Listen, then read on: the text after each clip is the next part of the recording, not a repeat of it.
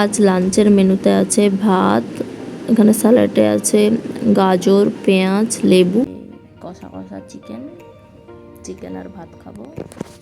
এখন অলমোস্ট কটা বাজে, 1:10-15 মতন বাজে। এখন আমি লাঞ্চ করছি, ঘুম থেকে উঠিনি, ডাইরেক্ট লাঞ্চ। মাঝখানে ব্রেকফাস্ট নেই। 12টার সময় ঘুম থেকে উঠলে কী করে ব্রেকফাস্ট করবো, তাও ঠিক। চলো খেয়ে দেখা যাক কেমন টেস্ট হয়েছে।